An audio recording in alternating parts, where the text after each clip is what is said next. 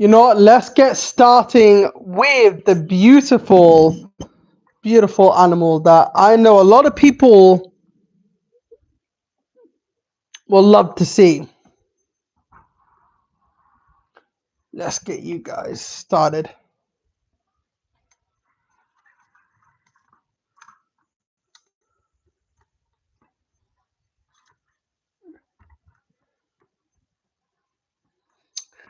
The chameleon.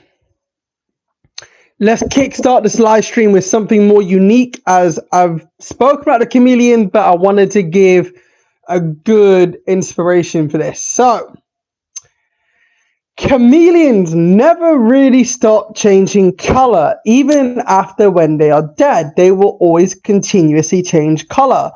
Now, chameleons do have a good eyesight. They like to rotate their eyes independently, giving them a nice 360 view. What makes chameleons more special is the fact that when they change color, it is through mood, it is through temperature, surrounding, and all that sort of stuff. Never really have two chameleons together that are males, because they will fight and they will often be known to bite one another. It is conflict at the end of the day. So if you are a chameleon pet holder and you have two male chameleons, please do separate them, because it does bring a lot of tension and a lot of unwarranted issues with them. So it is better to leave them separate than it is together. But the higher the tree is, the better for them. Now, chameleons do eat a lot of insects as well, but they like the camouflage through their environment. So that's one reason why they would change color. Another reason to why chameleons would change color is through mood, temperature. So if we already have the surroundings of their environment, they will often change color through different other things like mood, temperature, and surrounding. Simple as simple does. Ostrich. I love a good ostrich fact. I know you guys do as well. So we are kickstarting an ostrich off with ostrich can roar. Well, it's only the males that can roar like a lion. Impressive. The ostriches are typically quite aggressive, but their eggs are big and they are flightless birds, you know? Absolute flightless birds. They don't really need the wings, but they are incredibly quick on their feet. One kick of these guys and you'll know about it. They have a very powerful kick. So if you piss off a ostrich, you're going to know about it full straight, and that is just a fact. They don't care what you are. Now, for spotted hyenas, a lot of you don't know this, and I did do a interesting topic towards the end about hyenas. But believe it or not, hyenas' vocals, when they're communicating, they can actually travel 5 miles away, just like with a lion's roar. Quite impressive, right? And also, when you think about hyenas, people think that they're scavengers. Yo, what's good, bro? That the scavengers, that all they do is scavenge around, they don't care about anything else. Nope, that's not true. In fact, hyenas are very highly adaptable. They can pretty much, be scavengers, but they are very successful at hunting. So when they're in big groups, they can take on wildebeests, hippos that are babies. Man, these guys are the full package of pretty much freaking power. They are powerhouses, Very adaptable. Don't the females that are actually the alpha males, they are the dominant ones, and it is the males that suck up to the females, because in the social structure, it is proven that the females are always in charge. They don't need to care about any of I need to impress. Nope. The females are always going to be dominant. So it's the same as with ring-tailed lemurs.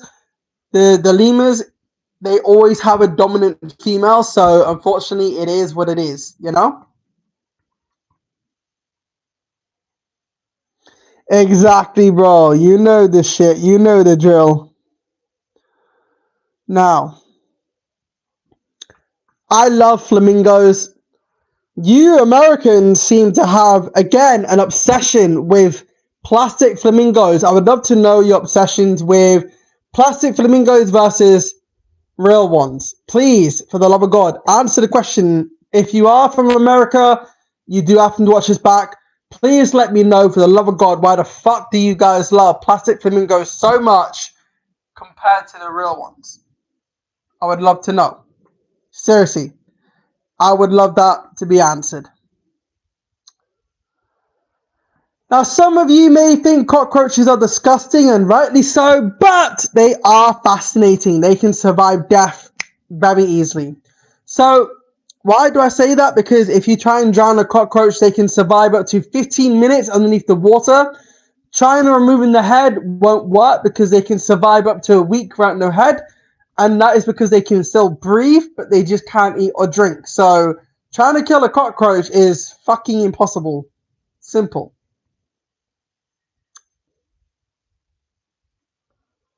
Mosquitoes. Yeah, you guys hate mosquitoes. I know, I get it. Disgusting, right? I'm with you. But if you have a friend that has smelly feet, and don't mention who's got smelly feet in the comment sections of your friends because that'd be harsh, but believe it or not, mosquitoes are attracted to people who have smelly feet. So if your friend has smelly feet, I'm sorry to say, if you live in an area where there's mosquitoes, you will know who smells. Panda. We love pandas. You love pandas. Who doesn't love a panda?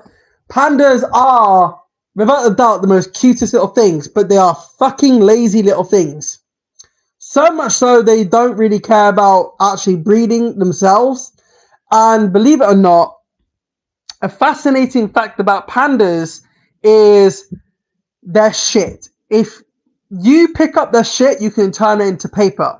Yeah, bizarre, but that's because their diet consists of bamboo and useful material. So there you go. You might be touching panda droppings. And the reason why I say that pandas are so lazy in terms of producing is pandas rather eat bamboo and be lazy than actually produce on their own. So there is about 1,800 left in the wild, so they are incredibly lazy. And in zoos, there are people that are paid to basically toss off a panda just to try and actually help their numbers go up because they are incredibly lazy. So if you love pandas, good on you. If you don't, that's also calm. Moths. I don't need to say this to know this, but yes, we all find moths beautiful, but also quite irritating, especially when it comes to nighttime. When your window's open, you're trying to sleep, and all you can see is a moth bouncing on the walls and everything else. Well, believe it or not, the moths need the moonlight to basically find their way around. Moonlight is what is a natural light for moths, and that's what guides them back home. And because of all the street lights and homes and stuff, it makes it harder for moths to genuinely find a way home. So that's why they get distracted. They end up coming into our homes because everything is so bright that they keep bouncing around like absolute twats. So I don't blame them. When you got one bit of moonlight showing them around and then you got houses and everything distracting them from where they need to go, it can be fucking difficult. But it does help bats actually find them. And bats do eat moths as well and other insects through the night. So as much as it's a bit of a disadvantage for moths, it's a fucking great advantage for, bats that are flying around. They will eat moths quite easily and then disappear afterwards. Now, when it comes to cheetahs, we all love cheetahs, especially how exotic they are. But believe it or not, if you look at the tear lines on a cheetah, that acts like a pair of sunglasses. So when you see the tear lines, it really does act so well to protect them from the harsh sun when they are hunting.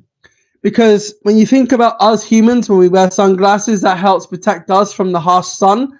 But we're not in Africa, so therefore cheetahs got the advantage to basically, avoid any sunlight going into their eyes while they're in the hunt. But for cheetahs, though, alone is if they are out hunting, because they're not built for strength, they are built for speed, it makes it hard.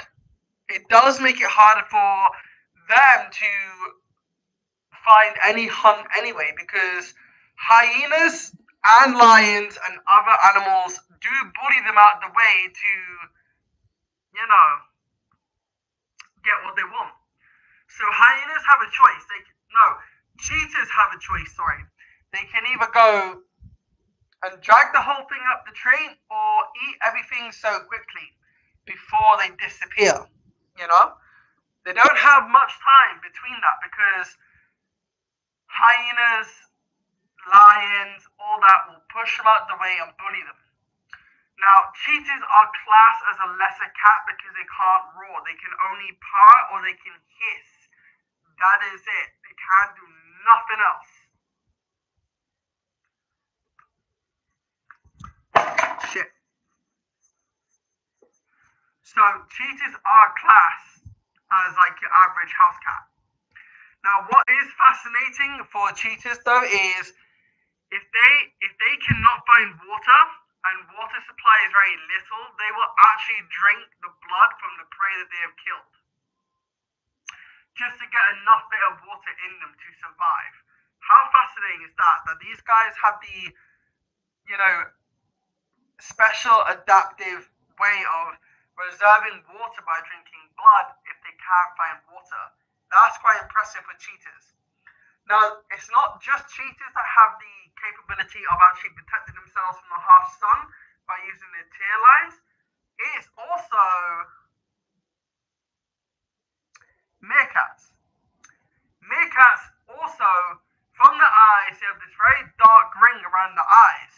Now, with that, it really does help prevent them from being blinded when meerkats are out scavenging for food. Now, meerkats do share the same sort of sensory to protect them from the harsh sun like cheetahs, but very different. You know, they have dark rings. But meerkats in zoos, a lot of people think, why do we have them in zoos? Well, the simple question is, well, they are least concern, and people seem to love meerkats because of the meerkat adverts, so that is the only reason why zoos have them. Other than that, it's hunky fucking dory, you know? So, voila. And there you go, guys. We've done animal facts for about, 13 minutes. I hope you all